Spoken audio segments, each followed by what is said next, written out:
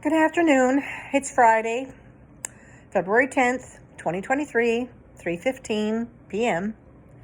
I'm back. I did an introductory video last week, put it on Facebook, and then I put it on YouTube. I will do this one too, but I might end up making a separate page because I have a couple other cute little videos on there with kids on them.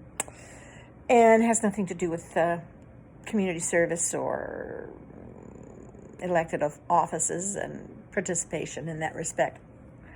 But I'm going to read this because, as I told you before, I'll get off track, and I've got several things I want to say, and then I want to give a little report on this past Monday's meeting.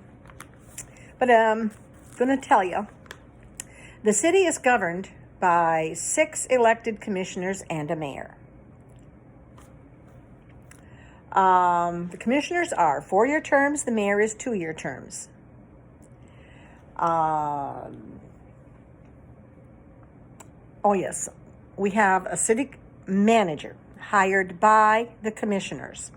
The city manager actually runs the day-to-day operations of the city, hiring, firing, listening to proposals, and looking for means to pay for things, assigning jobs and stuff for people to look for grants and whatnot from all the different departments. Whatever is done, it goes through the city manager, and then is brought to your commissioners for consideration. Excuse me. And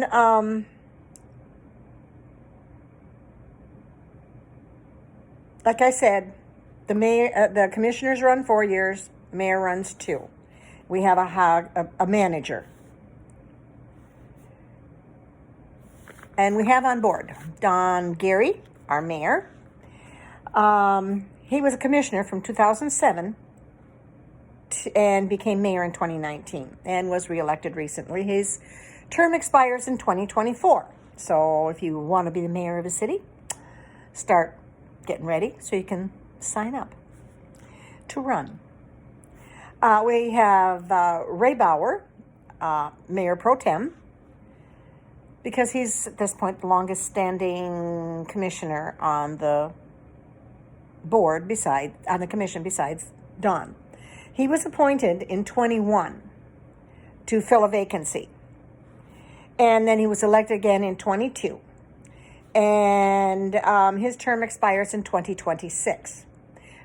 Ray is has always been active in the St. Mary's School, the Sioux Theater, and he built, put together, and owned the Sioux Brewery down on Portage. And then he also built built his business, his winery inside, the 1668 winery, in the old, it was many businesses, corner building there, where it is now. And he merged the two, the Sioux Brewery and the 1668.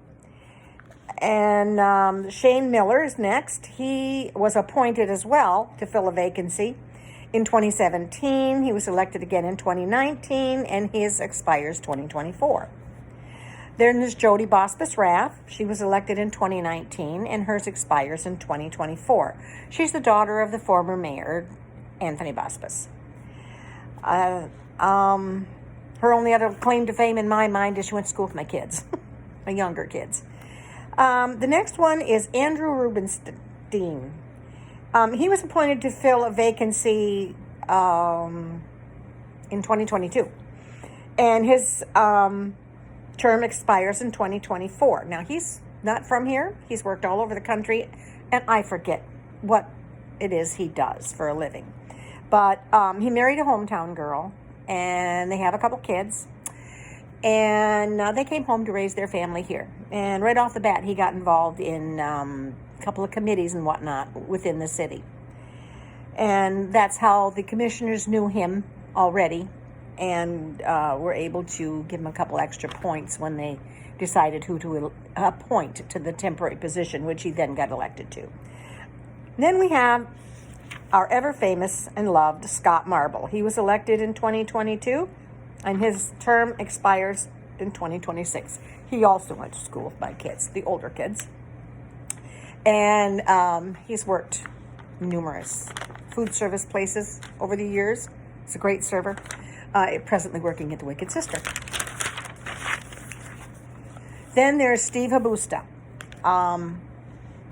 I had seen him around a few times at meetings because he was involved in, I believe it was the DDA or something similar to that within the community. And he works at the college, something to do with the Norris Center. That's all I know about him. He was elected in 22 and his term expires in 26. So that's who's running, is on the city commission right now. They meet the first and third Monday at 7 o'clock in the city commission room, which is in the newer city hall, which is the very old, what we used to always call, us old folks call the Federal Building, the concrete structure on East Portage Avenue, which faces the locks. Well, it faces Portage Avenue, but it's beautiful, beautiful building. It used to be a post office. Some of the fixtures are still in the lobby. It's a great building. And it's got a lot of history. So you can view the meetings on cable channel 189, and we were able to view that on YouTube, but I noticed that January and February's meetings are not on YouTube right now, which is very disappointing because I wanted to utilize that video to talk to you about this past Monday's meeting because there was a presentation, a PowerPoint presentation that I would have liked to have shown you some pictures from, but I can't do that now because it's not on there. But anyway, I want to talk to you about getting involved in different committees and boards.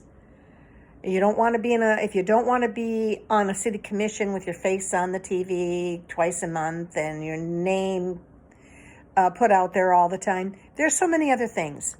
Something here might interest you. I got a quick list here.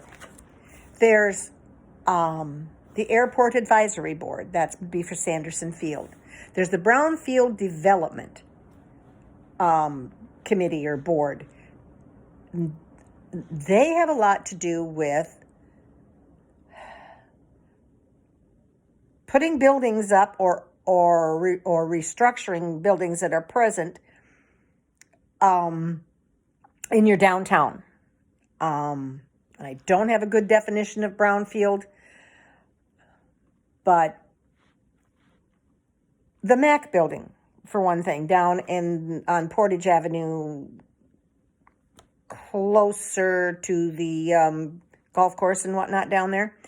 They've received brownfield funds, I do believe, and I'm 99% sure that Osborne Commons, that 3-story structure on Osborne and Maloney Alley there with the little store in it that Kathleen Torty owns or runs, that was a brownfield development. And offhand, I can't think of a couple others, which I should have at the top of my head, and I don't. But you can get on that board, and then you would be very much informed to what's going on downtown, what's coming in, what's being considered to build or rebuild, and how it's getting financed. And you could you could learn a lot, and you could inform your neighbors. There's something called a Construction Board of Appeals. Now that's interesting, especially if you have construction friends who are always fighting different zoning boards and whatnot, and people complaining about them trying to build something here, there, or another where. I don't know what it all does, but look into it. It's called the Construction Board of Appeals. So I imagine the construction companies make appeals when there's been something, their work has stopped for some reason or whatever. There's the Dial-A-Ride Advisory Board. You're all complaining about the Dial-A-Ride 24/7. There's the DDA, the Downtown Development Authority. That was created maybe 20, 25 years ago already. I'm getting old. And it's gone through some changes, but they have business owners from the downtown on it, and they have just regular concerned citizens that live within the city on it as well. and they have vacancies from time to time. Then there's the EDC, the Economic Development Corporation. That would be something if you were interested in why isn't the old Kmart building got this in it, and why don't we have a place for kids to go, and why don't we have this, and why don't we have that? Get on there and see if you can help them find those people that want to spend their money here, because people don't want to spend their money here. Then there's the Existing Structure Board of Appeals. Now that could apply to anything. I'm going to say probably landlords and property owners too, who have their buildings or their garages, sheds, outbuildings, whatever. I'm not exactly sure. Look into it. It might be something that has been bugging you for a long time and you could get involved in. Then there's the Local Development Finance Authority, the Osborne Estate Board of Trustees, Parks and Rec Board, Planning Commission. Oh, there's one. Get in on the early planning on those decisions. Police and Fire Board. Well, this one has to do with employees, but I don't know if there's any citizens on this one. It didn't say on the website. Public Employer Health Plan, but there's the Seal Estate Board Trust, the Tax Assessment Board of Review. And then there's the Tax Increment Finance Board Authority, which is called TIFA, and right now we're in TIFA 3. And then there's the Zoning Board of Appeals. That's always interesting. And I think there's a couple others, but for some reason I didn't write them down. But there's so many ways to become involved, so many ways to become educated. And they have vacancies. And they have a website. The city does. And you can find all these things on that website. I'm not techie, so we're going to try this. And see if you can see their website. See? All these things.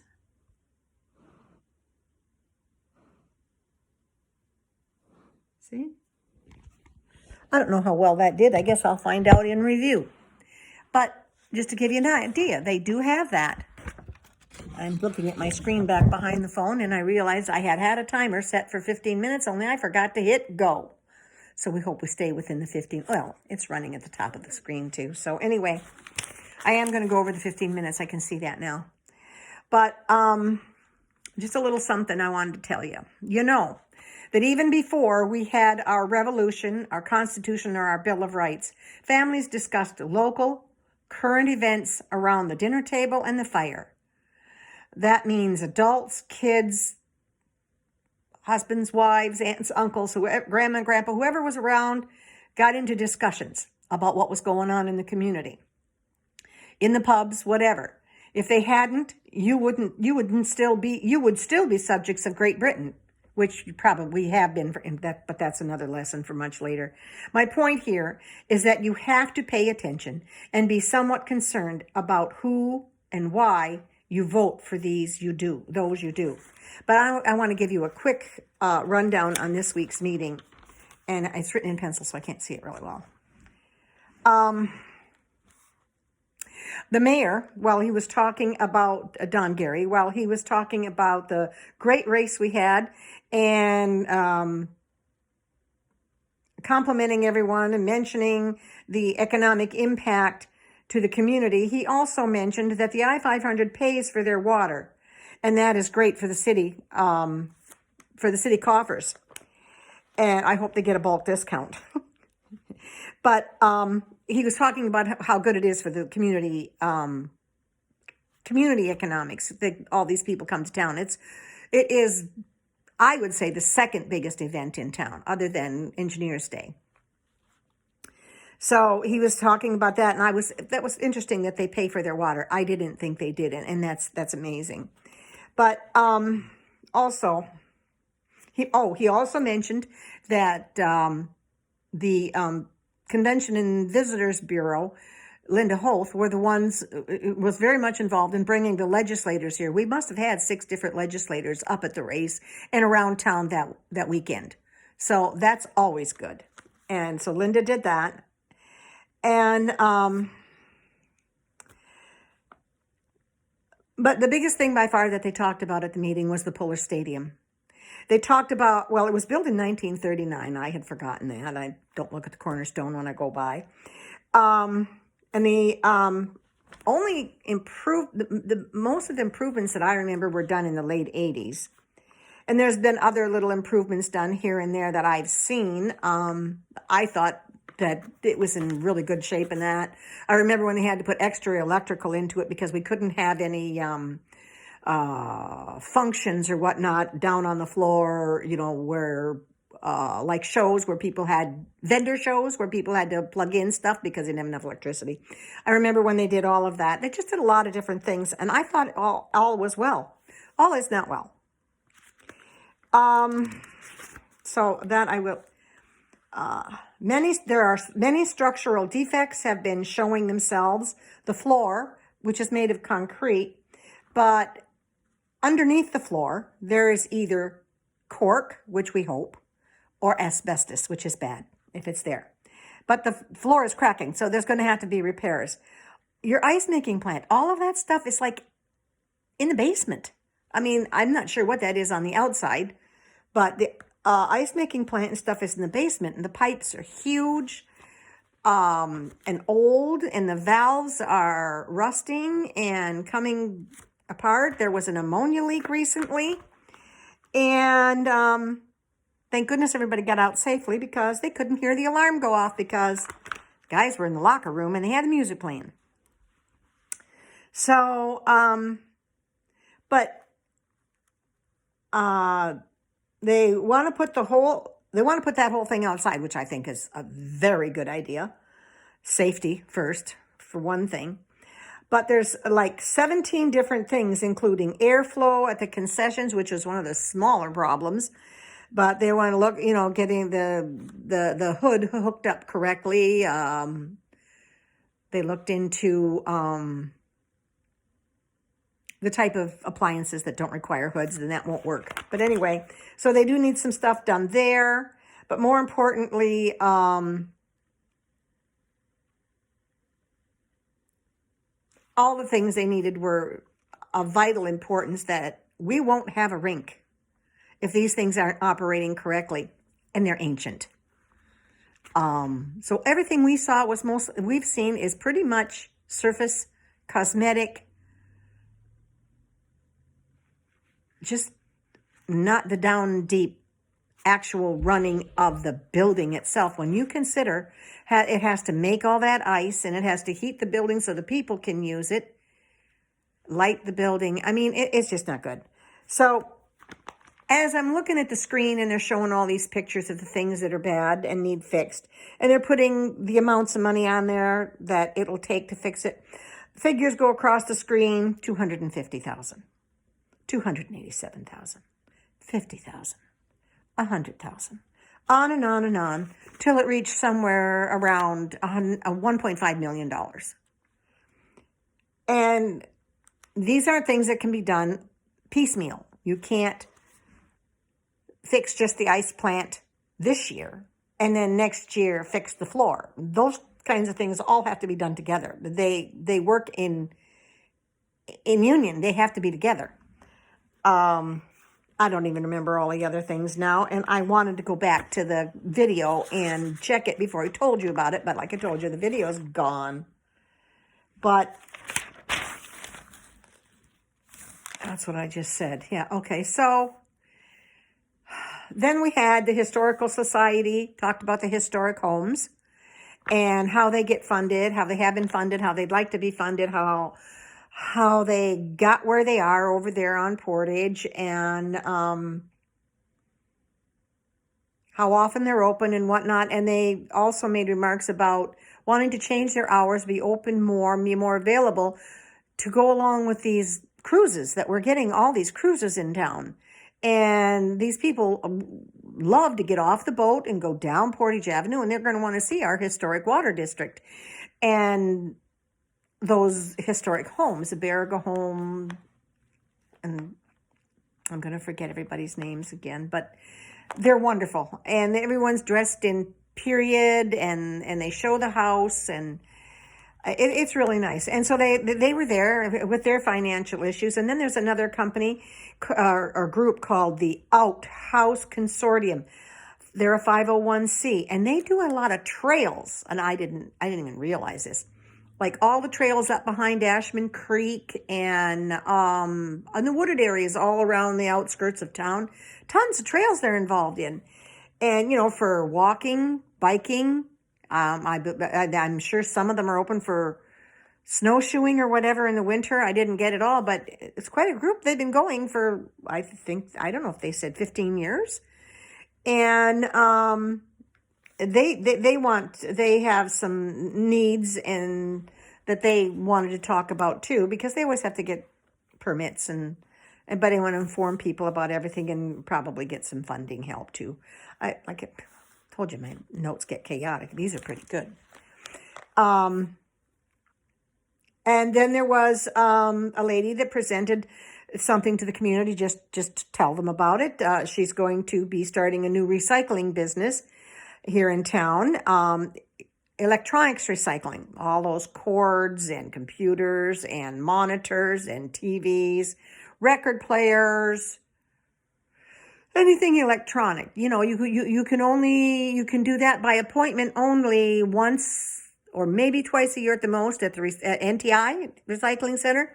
She wants to do this once a week. Once a week on Saturdays at her recycling building, which is right across from my front door here on Fort Street. She's at 401 Fort Street. She hopes to open in March. It's called Reina Recycling, REINA. And so you should be hearing more about that. And and a side note that Mayor mentioned at the end of the meeting.